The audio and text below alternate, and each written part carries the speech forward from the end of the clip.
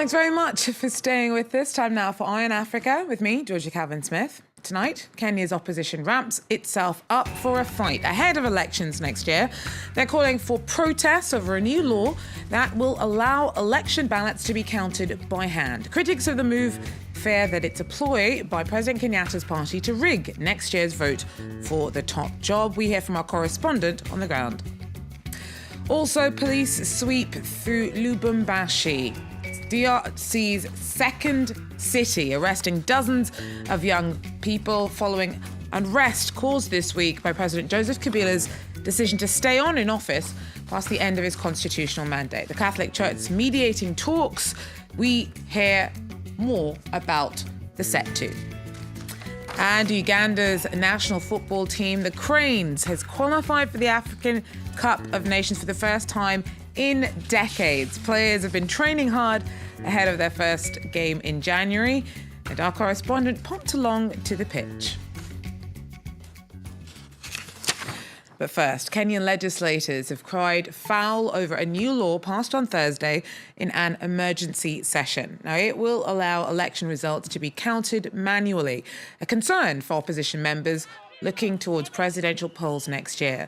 Now, they say that the change is a bid by the ruling party to rig the vote in favour of President Uhuru Kenyatta.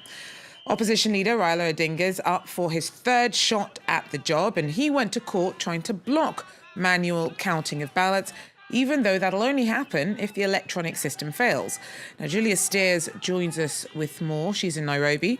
Julia, is the opposition overreacting to the introduction of this new law?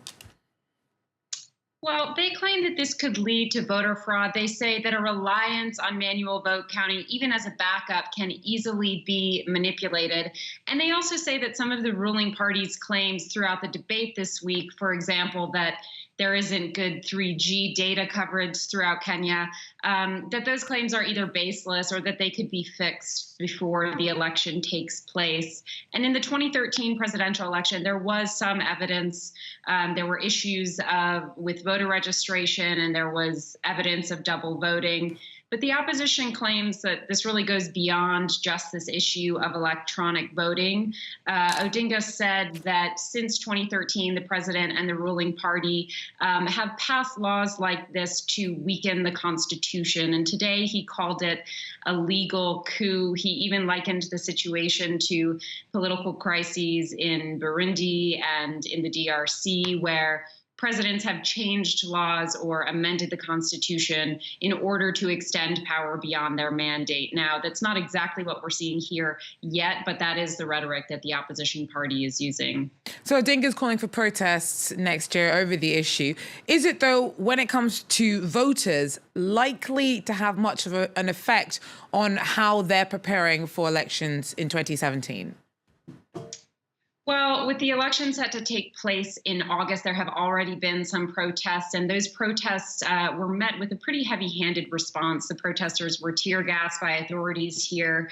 So there are concerns around these January protests that Odinga has called for, that those will be met with equal force.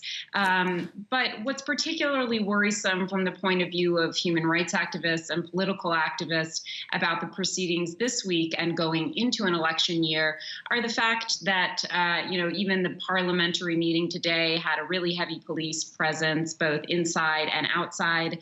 Typically, these meetings are broadcast, but today's meeting was not broadcast. There were reports that a local journalist trying to film the scene was arrested. So these are some worrisome trends going into an election year that really many Kenyans are hopeful about. So people are on edge, but still maintaining hope. Thanks very much. Julia Steers there for us in Nairobi. To DR Congo now, where parts of the country's second city were sealed off by soldiers as police swept through Lubumbashi, arresting dozens of young men. Dozens of people have been killed this week in crackdowns on protests against President Joseph Kabila, who's decided to remain in office past the end of his constitutional mandate. This is called a political crisis that the Catholic Church is trying to mediate. A listen now to just exactly what's involved in finding a peaceful solution to this standoff. The political standoff continues in the Democratic Republic of Congo as ministers take up their positions in the new government, controversially announced on Monday. The opposition says it's a provocation in the midst of a heated argument over the future of current President Joseph Kabila. Meanwhile, bishops from the Catholic Church have appealed for a resolution to the crisis. The bishops say that if politicians carry on without finding a solution, the bishops cannot remain as witnesses to the ping-pong game while the people suffer. At that moment, there will be consequences. Plan A is that politicians find a solution through compromise. We all don't know what Plan B is. The bishops will announce it if Plan A doesn't work. Kabila's second term as president officially ended on Tuesday. Constitutionally, he's banned from running for a third term, but under a controversial court order, he's been allowed to stay indefinitely until a new successor is chosen. An increasingly tense situation has boiled over into violence in several places across the DRC, including capital Kinshasa and second city Lubumbashi. Security officials have been accused of using overly harsh tactics on protesters demanding Kabila step down from power. The UN has put its backing behind talks facilitated by the bishops. Its Congo mission head already raised concerns earlier in the month about a wave of arrests of opposition leaders, rights campaigners and journalists. Key opposition leaders are calling for elections to be held next year, while urging calm and calling on their supporters to protest peacefully. The Uganda national football team, the Cranes, has qualified for the African Cup of Nations for the first time in nearly 40 years. Players have been training hard with their coach ahead of January's match against Ghana. Our Grania Harrington went to meet the team in Kampala. The pressure is on for Uganda's national team. It's off-season for many, but the Cranes are getting in condition for the challenge of a lifetime at the African Cup of Nations in Gabon next January. It's been a hard road to get here, and midfielder Hassan Waswa says the team is determined to make the best of it. Expectations are high because it's our first time in the Africa Cup of Nations, and I think we have to give our best because we have gone to the Nations Cup as underdogs. But eventually, if we work hard, if we do our best, I know we shall cause problems for other teams in the tournament.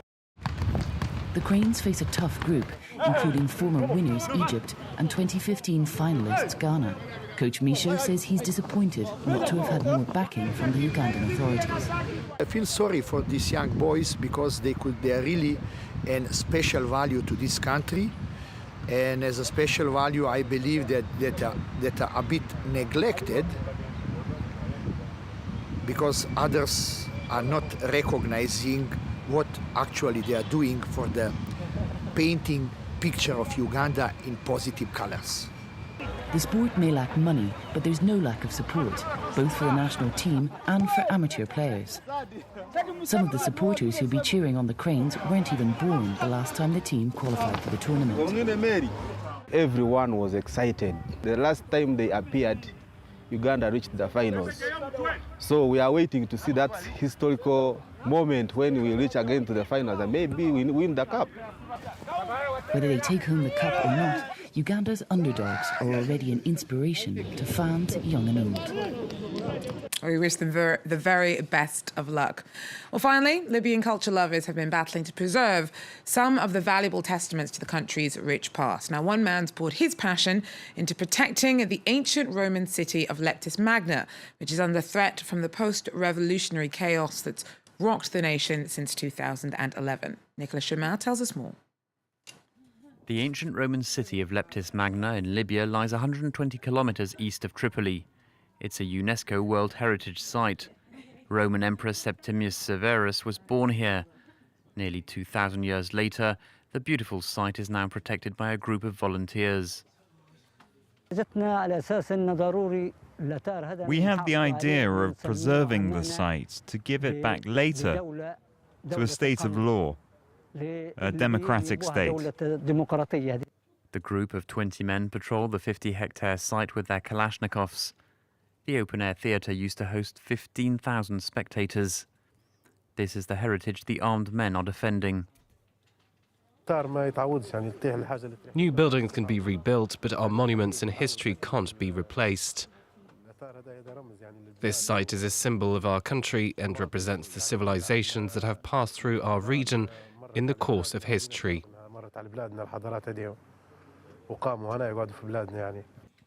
Last year, the men discovered and defused a bomb close to the site. They are wary of an attack by the Islamic State group that is still active in Libya. But above all, they fear looting and acts of vandalism. Well, that's it for Eye on Africa for now. Thanks very much for joining us. Do so again if you can. Take care.